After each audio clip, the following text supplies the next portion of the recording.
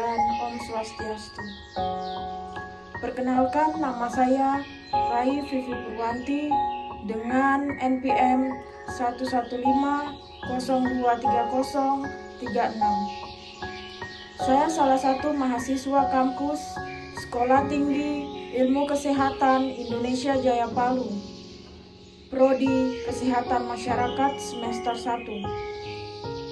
Adapun tujuan dari saya membuat video ini adalah untuk memenuhi tugas mata kuliah Biomedik 1. Pada video ini saya akan memberikan edukasi tentang sistem kardiovaskular.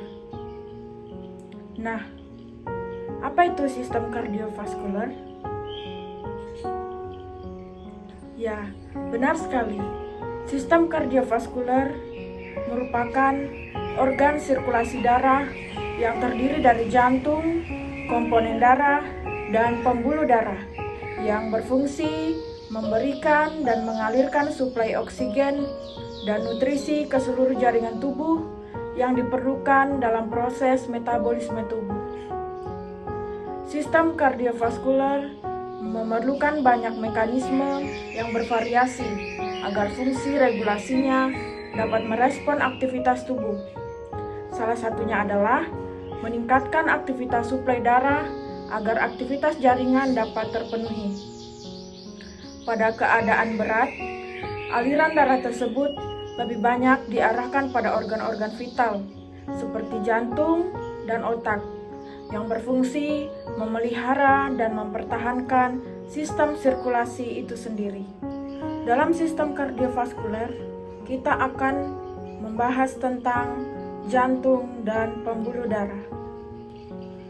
Nah, jantung terletak antara kedua paru-paru di bagian tengah rongga toraks. 2/3 jantung terletak di sebelah kiri garis main sternal. Kemudian, anatomi jantung. Perikardium, pembungkus jantung dan pembuluh darah. Dinding jantung dibagi menjadi 3 lapisan. Yang pertama, epikardium, yang kedua, miokardium, yang ketiga, endokardium. Nah, ruang jantung ada 4, yaitu antrium kanan, antrium kiri, ventrikel kanan, dan ventrikel kiri. Septum intraetial, yaitu pembatas antrium kanan dan kiri. Septum intervertikular, yaitu pembatas ventrikel kanan dan kiri. Katup jantung ada 4, yaitu katup trikuspid, katup biskuspid atau mitral, katup semilunar, pulmonar, dan katup semilunar aorta. Di sini antrium berfungsi menerima darah dari vena yang membawa darah kembali ke jantung. Antrium kanan, yaitu vena cava superior dan anterior, CO2. Antrium kiri, vena pulmonalis atau O2. Nah, yang kedua, ventrikel. Fungsinya mendorong darah keluar dari jantung menuju arteri yang membawa darah meninggalkan jantung. Yang kedua, ventrikel kanan, yaitu trunkus pulmonal menuju paru-paru. Yang ketiga, ventrikel kiri, yaitu aorta menuju seluruh bagian tubuh. Yang pertama, katup trikuspidalis antara antrium kanan dan ventrikel kanan. Yang kedua, katup bikuspidalis antara antrium kiri dan ventrikel kiri. Yang ketiga, katup semilunar pulmonal, yaitu antara ventrikel kanan dan trunkus pulmonal. Yang keempat, katup semilunar aorta antara ventrikel kiri dan aorta. Selanjutnya kita akan membahas tentang aliran darah ke jantung. Terbagi menjadi dua, yaitu yang pertama sirkuit pulmonal, yang kedua sirkuit sistemik. Yang pertama sirkuit pulmonal. Antrium kanan menuju katup trikuspid, menuju ventrikel kanan, menuju katup semilunar, menuju trunkus pulmonal, menuju arteri pulmonal kanan dan kiri, menuju kapiler paru, menuju vena pulmonal, menuju antrium kiri. Yang kedua, sirkuit sistemik. Antrium kiri menuju katup bikuspid, menuju ventrikel kiri, menuju katup semilunar, menuju trunkus aorta, menuju regia dan organ tubuh, otot, ginjal, otak, dan lain-lain. Nah, kemudian siklus jantung.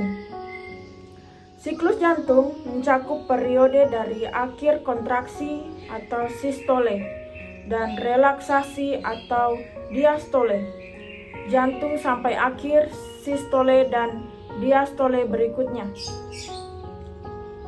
Otot jantung berkontraksi, sistol, dan berelaksasi atau diastol dalam suatu siklus yang berirama. Nah, aliran darah dalam jantung saat diastol dan sistol.